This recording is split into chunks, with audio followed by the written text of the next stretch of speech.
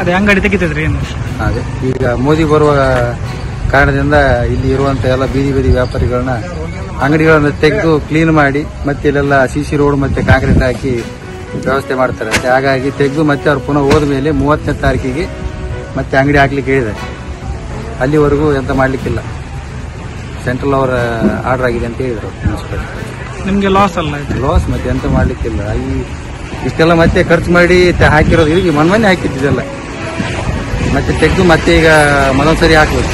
ಮತ್ತೆ 15-20 ದಿವಸ ವ್ಯಾಪಾರವೆಲ್ಲ ಎಂತ ವ್ಯಾಪಾರವೂ ಹಾಳು, ಮತ್ತೆ ಮಾಡುವ ಖರ್ಚು ಮತ್ತೆ ಕೈಯಿಂದ ಹಾಕ್ತೀವಿ. ಅವರೇ ಒಂದ್ ದಿವಸ ಬಂದು ಹೋಗ್ಲಿಕ್ಕೆ ಎಷ್ಟು ಜನರ ಜೀವನದ ಜೊತೆ ಆಟ ಆಡಿದೆ ಅಂತ ಸುಮಾರು ಒಂದು 15-20 ಸಾವಿರ ಖರ್ಚಾಗ್ತದೆ. ಮತ್ತೆ ಮಾಡಲಿಕ್ಕೆ 15-20 ಸಾವಿರ ಖರ್ಚಾಗ್ತದೆ. ಮತ್ತೆ 15-20 ದಿವಸ ವ್ಯಾಪಾರ ಸಹ ಹಾಳು. ಈಗ 15 ದಿವಸ ವ್ಯಾಪಾರ ಅಂದ್ರೆ 20-30 ಸಾವಿರ ರೂಪಾಯಿ ಬರುವಂತ ಆದಾಯ ಕೂಡ ಹೋಗ್ತದೆ. ನಾನೊಬ್ಬನೇ ಅಲ್ಲ, ಸುಮಾರು 7 ಜನ ಇದ್ದಾರೆ. ಎಲ್ಲರೂ ಹಣೆ ಬರ ಅಷ್ಟೇ. ಈಗ ಯಾರಿಗೂ ಮಾತಾಡಿ ಏನು ಪ್ರಯೋಜನ ಇಲ್ಲ.